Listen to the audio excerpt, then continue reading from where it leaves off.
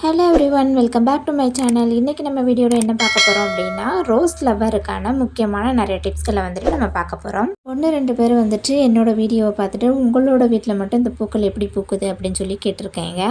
So அவங்களுக்காக இந்த பூக்கள் வந்துட்டு நான் எப்படி பூக்கிறதுக்கு என்னென்ன உரங்கள் கொடுத்தேன் அப்படின்றத நம்ம வீடியோக்குள்ளே பார்க்க போகிறோம். வாங்க வீடியோக்குள்ளே போகலாம்.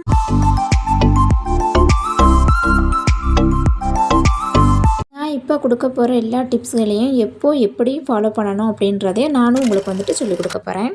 ஒரு ஷெட்யூல் மாதிரி நம்ம கொண்டு போகலாம். ஸோ ஒரு 7 நாளைக்கு 7 வீடியோ வாட்டு, ஓகேங்களா? ஸோ ஒவ்வொரு வீக்குக்கும் ஒவ்வொரு வீடியோஸ் மாதிரி நான் போடுறேன். ஸோ அதை மாதிரி நீங்கள் ஃபாலோ பண்ணிங்க அப்படின்னா இந்த மாதிரி பூக்கள் உங்கள் வீட்லேயுமே பார்க்கலாம். ஸோ ஆல்ரெடி நான் இங்கே செடி வச்சுருந்தாலுமே நீங்கள் இதை வந்துட்டு ஃபாலோ பண்ணிக்கலாம். இந்த டிப்ஸை தான் நான் எப்பயுமே என்னோடய கார்டனுக்கு வந்துட்டு யூஸ் பண்ணுறேன். இது தரையில் வைக்கக்கூடிய செடியாக இருக்கட்டும், இல்லை அப்படின்னா தொட்டியில் வைக்கக்கூடிய செடியாக இருக்கட்டும், எதுக்கும் வேணாலுமே வந்துட்டு இதை ஃபாலோ பண்ணிக்கலாம். அதுக்கு முதல்ல இந்த மாதிரி ஒரு டப்பா வந்துட்டு நீங்கள் எடுத்துக்கோங்க. அதில் நான் வாழைப்பழத்தோலும் தண்ணியும் வந்துட்டு போட்டிருக்கேன். ஒரு பெட்டி கடையில் கேட்டால் கூட இந்த டப்பா வந்துட்டு உங்களுக்கு கிடைக்கும். இது மாதிரி சின்ன சைஸ் அல்லது பெரிய சைஸ் எந்த வேணும் டப்பா வேணாலும் நீங்கள் எடுத்து வச்சுக்கோங்க. இது கிட்டத்தட்ட ஒரு 2 லிட்டர் வந்துட்டு எனக்கு பிடிக்கும். ஒரு 1 லிட்டர் பாட்டில் கூட வந்துட்டு நீங்கள் வாங்கி வச்சுக்கோங்க. இதில் நல்ல பழுத்த வாழைப்பழத்தோல் 10 தோல் வந்துட்டு நான் எடுத்து வச்சு அதில் வாட்டரில் வந்துட்டு நான் போட்டிருக்கேன். டெய்லியுமே வந்துட்டு உங்களுக்கு 10 வாழைப்பழத்தோல் கிடைக்காது அப்படின்னா கொஞ்சம் கொஞ்சமாக கலெக்ட் பண்ணி கூட நீங்கள் எடுத்து வச்சுக்கோங்க. வாழைப்பழத்தோலை வந்துட்டு குட்டி குட்டியாக கட் பண்ணியும் சேர்க்கலாம், இல்லைன்னா நேரடியாக கூட நீங்கள் சேர்த்துக்கலாம். ஒரே நாளில் வாழைப்பழம் ஒரு 10 தோல் எங்கே போகிறது அப்படின்னு கேட்டிங்க அப்படின்னா அதை கொஞ்சம் கொஞ்சமாக கலெக்ட் பண்ணி வச்சுக்கோங்க, ஓகேங்களா? வாழைப்பழத்தோலில் அதிகப்படியான சத்துக்கள் இருக்குது. பொட்டாசியம், கால்சியம் சத்து இருக்குது. இப்படி நிறைய சத்துக்கள் இருக்குங்க. இந்த சத்துக்கள் அனைத்துமே ரோஜா செடிக்கு, குறிப்பாக ரோஜா செடிகளுக்கு நிறைய மொட்டுக்கள் வைக்கணும், நிறைய பூக்கள் வந்துட்டு அதிகமாக வரணும் அப்படின்னு நினைக்கிறவங்க, அது மாத்திரம் இல்லாமல் புதுசாக வாங்கிட்டு வந்த ஒரே வாரத்தில் நல்ல துளிர்களும் வைக்கணும் அப்படின்னா நம்ம வாழைப்பழத்தோல் தாங்க பெஸ்ட்டான ஒன்று. ஃபஸ்ட்டு ஸ்டெப்பு வந்துட்டு வாழைப்பழத்தோல் தாங்க நிறைய பயன்படுத்தணும். நான் நிறைய வீடியோவில் வந்துட்டு வாழைப்பழத்தோலை பற்றி நான் சொல்லியிருப்பேன். அதுக்கடுத்ததாக இந்த சைஸில் வந்துட்டு ஒரு மெடல் மாதிரி இருக்கிற ஒரு கற்றாழையை முழுசாக எடுத்துக்கணும். ஃப்ரெஷ்ஷாக இருக்கிற கற்றாழையை பார்த்து எடுத்துக்கோங்க. மார்க்கெட்டில் கிடைக்கிற ஜெல்லை வந்துட்டு பயன்படுத்தலாமா அப்படின்னு கேட்காதீங்க. ஃப்ரெஷ்ஷாக நம்ம தோட்டத்தில் இருக்கிற கற்றாழையை வந்துட்டு ஒரு நீளமான கற்றாழையை எடுத்து இந்த மாதிரி குட்டி குட்டியாக கட் பண்ணிக்கோங்க. சைடில் இருக்க முள் எடுக்கணுமா அப்படின்றதெல்லாம் வேண்டாம். தோலோடு நம்ம அப்படியே பயன்படுத்தணும். கற்றாழை ஜெல்லு நம்ம செடிகளுக்கு பயன்படுத்தும் போது செடிகளோட வேர்கள் ஒரு ரூட்டின் ஹார்மோன் வந்துட்டு நம்ம செடிகளுக்கு கொடுக்கும். செடியோட வேர்களுக்கு நல்ல ஒரு ஸ்ட்ராங்காக கொடுக்கும். சில சமயங்களில் செடிகள் வந்துட்டு இறக்குற மாதிரி இருக்கும். எந்த செடியாக இருக்கட்டும், அந்த மாதிரி நேரத்தில் கற்றாழை ஜெல்லை நல்லா அரைச்சிட்டு நீங்கள் ஊற்றி பாருங்கள். அந்த செடி வந்துட்டு அப்படியே துளிர் எடுத்துக்கும். அந்த டிப்ஸ் வந்துட்டு கண்டிப்பாக நம்ம ஒரு லாங் வீடியோவில் பார்க்கலாம். நல்ல ஒரு ரூட்டின் ஹார்மோனு, அது மட்டும் இல்லாமல் செடி வந்துட்டு நல்ல தளன்னு வளரும். அதுக்காக தான் வேர்பூச்சிகள் வந்துட்டு சுத்தமாக தாக்காது செடிகள். நான் வந்துட்டு ஃபஸ்ட்டே பாக்ஸில் தண்ணி ஊற்றிட்டு உங்களுக்கு நான் காட்டியிருந்தேன். நீங்கள் வந்துட்டு வெறும் பாக்ஸை எடுத்துகிட்டு தோலை போட்டுட்டு அதுக்கப்புறமா கத்தாழையை போட்டுட்டு நல்ல பாட்டிலில் நல்லா மூங்குற அளவுக்கு வந்துட்டு தண்ணியை சேர்த்துக்கோங்க. 1.5 லிட்டர் அல்லது 2 லிட்டர் அளவுக்கு வந்துட்டு நீங்கள் போட்டுக்கோங்க. நீங்கள் வந்துட்டு ஃப்ரெஷ்ஷான காஃபி பவுடரை வந்துட்டு யூஸ் பண்ணுங்கள். நீங்கள் இன்ஸ்டன்ட் காஃபி பவுட்ரு எது வேணாலும் பயன்படுத்திக்கலாம். என்கிட்ட காஃபி பொடி இல்லாததுனால நான் தேயிலையே போட்டிருக்கேன்.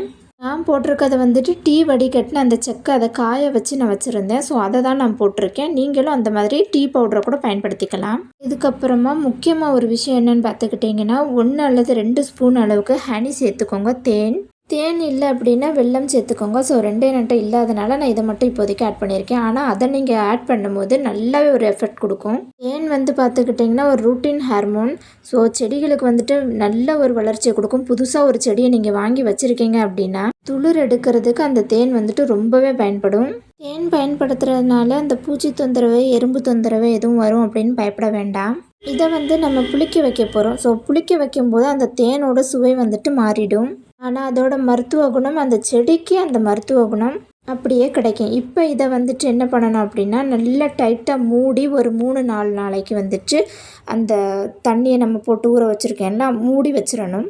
நல்லா கலந்து விட்டுட்டு நீங்கள் மூடி வச்சிடணும். கிட்டத்தட்ட 2 அல்லது 3 நாள், தாராளமாக 4 நாள் கூட வைக்கலாம். ஆனால் ரொம்ப நாள் ஆச்சு அப்படின்னா ரொம்ப ஸ்மெல் வர ஆரம்பிச்சிடும். நான் ஒரு 3 நாள் வைக்க போகிறேன். ஸோ நான் வெயிலில் நம்ம வைக்கக்கூடாது. ஒரு நிழல் பாங்கான இடத்துல நம்ம வச்சிடணும். இதே மெத்தடில் தான் எப்போயுமே என்னோடய செடிகளுக்கு நான் போடுவேன். ஸோ இப்போ நம்ம மாடிக்கு வந்திருக்கோம். எல்லாம் எவ்வளோ அழகாக பூத்துருக்காங்க அப்படின்னு பாருங்கள். நான் பல்காக தான் எப்போயுமே செய்வேன். இப்போ கொஞ்சமாக செஞ்சுருக்கேன். இந்த வீடியோவுக்காக குறைவான அளவில் வந்து நான் செஞ்சுருக்கேன். இதை நல்லா இப்போ குலுக்கி எடுத்துட்டு நல்லா நுரைச்சிருக்கு பாருங்கள். இப்போ நம்ம இதை வந்து வடிகட்ட போகிறோம். நல்லா எப்படி நுரைச்சிருக்குன்னு பாருங்கள். இப்போ நல்லா இதை வந்துட்டு வடிகட்ட போகிறோம். இன்னும் ஒரு 2 நாள் 3 நாள் நம்ம ஊற வச்சுருந்தோம் அப்படின்னா அந்த கற்றாழை ஜெல் இருக்கிறனால இன்னும் நுரைச்சி வரும். நல்லா வடிகட்டி எடுத்துக்கோங்க. நம்ம அந்த வடிகட்டி எடுத்து வச்சுருக்கோம் பார்த்தீங்களா, அதில் திரும்பவும் உங்களுக்கு அதில் அப்படியே கத்தாழை ஜெல் எல்லாமே இருந்தது அப்படின்னா நீங்கள் தேன் அந்த காஃபி பவுட்ரு போட்டு திரும்பவும் வந்துட்டு ஒரு 3 நாளைக்கு கூட 1 லிட்டர் வாட்டரில் மிக்ஸ் பண்ணி நீங்கள் ஊற்றி வச்சுக்கோங்க. எப்படி பண்ணணும்னு உங்களுக்கு நான் சொல்லி கொடுக்குறேன். எனக்கு பார்த்தீங்கன்னா கற்றாழை ஜெல் எல்லாமே நல்லா கரைஞ்சி வந்துட்டு, அதனால் நான் அதை திரும்பவும் இது பண்ணலை. அதை வேஸ்ட் பண்ணாமல் கம்போஸ்ட் ரெடி பண்ணுறதுக்காக நம்ம அந்த மண்ணில் எடுத்து போட்டுட்டோம். வடிகட்டினதுக்கப்புறமா அதில் 1 லிட்டர் தண்ணி மட்டும்தான் இருக்கும் சராசரியாக. நம்ம அதில் எக்ஸ்ட்ரா 5 லிட்டர் வாட்டர் வந்துட்டு நம்ம மிக்ஸ் பண்ணணும். உங்கள்கிட்ட செடி வந்து குறைவாக இருக்குது அப்படின்னா ஒரு பாட்டிலில் வந்துட்டு நம்ம வடிகட்டினதை எடுத்து வச்சுக்கிட்டு அந்த பாட்டிலில் எடுத்து வச்சுக்கிட்டு தேவையான அளவுக்கு வந்துட்டு நம்ம தண்ணி ஊற்றிக்கோங்க. அதாவது 1 டம்ளர் அளவுக்கு நீங்கள் அந்த தண்ணி எடுக்கிறீங்க அப்படின்னா 4 பங்கு வந்துட்டு 4 டம்ளர் அளவுக்கு தண்ணி சேர்த்துக்கோங்க. 4லேருந்து 5 பங்கு அளவுக்கு தண்ணி சேர்த்துட்டு சரியாக இருக்கும். இப்போ நான் எல்லாம் எடுத்து வச்சதுக்கப்புறமா எனக்கு நிறைய செடிகளுக்கே தேவையாது, கொஞ்சம் செடிகளுக்கு தான் எனக்கு தேவையும். ஏன்னா நான் கொஞ்சமாக செஞ்சுருக்கிறதுனால இதுவே எனக்கு பத்தாது. நான் செடி வந்துட்டு நிறையா இருக்குது, ஆனால் நான் கொஞ்சம் தான் செஞ்சுருக்கேன். மேலே 5 லிட்டர் அளவுக்கு நான் தண்ணி சேர்த்துருக்கேன். 1க்கு 5 பங்கு அல்லது 4 பங்கு தாராளமாக சேர்த்துக்கலாம். நல்லா கலந்து விட்டுட்டு 1 கிளாஸ் அளவுக்கு எடுத்துக்கோங்க. நான் வந்துட்டு தயிர் யூஸ் பண்ணுற அந்த பாக்ஸை தான் வந்துட்டு நான் எடுத்து ஊற்றிட்டுருக்கேன். ஸோ என்கிட்ட இருந்த அந்த பாக்ஸ் வந்து இதாகிட்டு, ஸோ அதுக்காக அதில் இருந்து தான் நான் எடுத்து அளவு பார்த்து இது பண்ணிகிட்ருக்கேன். ஸோ எல்லாருக்குமே அந்த கடையில் அந்த பாட்டில் கிடைக்கும். இல்லை அப்படின்னா நம்ம நார்மலாக யூஸ் பண்ணுற டம்ளர், வீட்டில் இருக்க டம்ளரில் கூட வச்சு நம்ம எடுத்து யூஸ் பண்ணிக்கலாம். சராசரியாக ஒரு 300 ml பிடிக்கும். டம்ளரில் எடுக்கும்போது மாலை நேரம் அல்லது காலை நேரத்தில் வெயில் வர்றதுக்கு முன்னாடியே வந்துட்டு நீங்கள் யூஸ் பண்ணுங்கள். ஈவினிங் வந்துட்டு சூரியன் மறைஞ்சதுக்கு அப்புறமா தான் நம்ம யூஸ் பண்ணணும். செடிக்கு வந்து ஏற்கனவே தண்ணி ஊற்றிருந்தாலும் ஒன்றும் பிரச்சனை இல்லை. ஆனால் நான் வந்து வீடியோ எடுக்கிறதுக்காகவே வந்துட்டு செடிகளுக்கு தண்ணி ஊற்றாம தான் வச்சுருந்தேன். இப்போ நார்மல் தண்ணி ஊற்றுறதுக்கு முன்னாடியே இந்த தண்ணி நம்ம ஊற்றிட்டு அதுக்கப்புறம் ஊற்றினோன்னா பெஸ்ட்டாக இருக்கும். தண்ணி நம்ம ஆல்ரெடியே ஊற்றி இருக்கிறனால திரும்ப இந்த மருந்து தண்ணியை நம்ம ஊற்றினோம் அப்படின்னா அந்த தண்ணி வந்துட்டு வெளியே வேஸ்ட்டாக தான் போயிடும். நம்ம தண்ணி ஊற்றாமல் நம்ம யூஸ் பண்ணுறனால அப்படியே உடனே இந்த வேர்களுக்கு வந்துட்டு அப்சர்வ் ஆகிடும். இல்லை அப்படின்னா நீங்கள் ஈவினிங் ஆல்ரெடியே ஊற்றிருந்தீங்க அப்படின்னா ஈவினிங் ஊற்றிட்டீங்கன்னா மார்னிங் வந்துட்டு நீங்கள் ஊற்றும்போது உங்களுக்கு அந்த செடியில் இருக்க அந்த சத்துக்கள்லாம் வந்துட்டு வேகமாகவே பிடிச்சிக்கிறோம். ஆல்ரெடியே ஈரப்பதம் இருந்து இந்த தண்ணியை நம்ம யூஸ் பண்ணோம் அப்படின்னா நம்ம செடிகளுக்கு அந்த சத்து ஏற்காது. அதனால் எப்போயுமே நம்ம ஊற்றுறதுக்கு முன்னாடி வந்துட்டு தண்ணி ஊற்றாமல் இந்த மருந்து தண்ணி நம்ம யூஸ் பண்ணுறதுனால செடிகளுக்கு வந்துட்டு வேகமாகவே அப்சர்வ் ஆயிரும். இல்லை அப்படின்னா அந்த செடிகளில் வந்துட்டு வேர்களுக்கு போகாமல் அந்த தண்ணி வந்துட்டு வேஸ்ட்டாக கீழே தான் போகும். நம்ம ட்ரைனேஜில் உடனே கீழே லீக் ஆகி போச்சு அப்படின்னா ஆல்ரெடி அதில் ஈரச்சத்து இருக்குது அப்படின்னு தான் அர்த்தம். இந்த டிப்ஸை வந்துட்டு நீங்கள் கரெக்டாக ஃபாலோ பண்ணிக்கோங்க.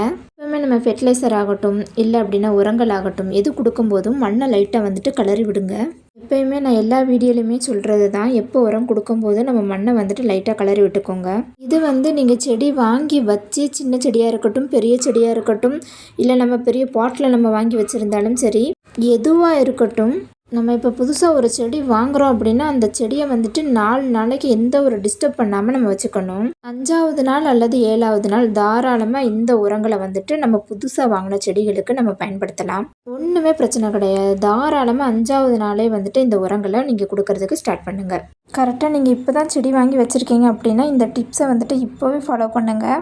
அடுத்ததாக பூச்சி தாக்குதலுக்கு கூட நம்ம வந்துட்டு கண்டிப்பாக பார்க்கலாம். அடுத்தது செடிகளுக்கு இந்த பூச்சி தாக்குதல் பிரச்சனைகள்லாம் வரும் இல்லையா, இது வந்து எல்லா செடிகளுக்குமே இந்த மருந்தை நம்ம யூஸ் பண்ணலாம். பூச்செடி, எல்லா வகையான பூச்செடி, மல்லிகை செடிகளுக்கு, பழங்கள் செடிகளுக்கு கூட யூஸ் பண்ணலாம். ரோஜா செடி நிறைய பெரிய பெரிய பூக்களாக பூக்கணும் அப்படின்னா மறுபடியும் நான் சொல்கிறேன், வாழைப்பழத்தோலை வந்துட்டு மிஸ் பண்ணிடாதீங்க. நிறையா யூஸ் பண்ணுங்கள்.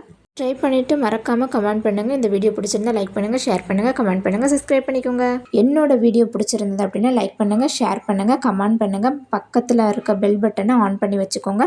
முக்கியமாக நம்மளோட சேனலை சப்ஸ்கிரைப் பண்ணிக்கோங்க. அப்போ தான் நம்ம என்ன வீடியோ போட்டாலும் உங்களோட மொபைலுக்கு நோட்டிஃபிகேஷனாக வரும். உங்களோட ஃபேமிலி அண்ட் ஃப்ரெண்ட்ஸுக்கு என்னோடய வீடியோவை ஷேர் பண்ணிவிடுங்க. நிறைய பேர் நம்மளோட வீடியோஸை வந்துட்டு பார்த்துட்ருக்கீங்க, சப்ஸ்கிரைப் பண்ணாமல் தான் பார்த்துட்ருக்கீங்க. சப்ஸ்கிரைப் பண்ணிக்கோங்க, பக்கத்தில் உள்ள பெல் பட்டனை ஆன் பண்ணி வச்சுக்கோங்க. Happy gardening. நெக்ஸ்ட் வீடியோவில் பார்ப்போம்.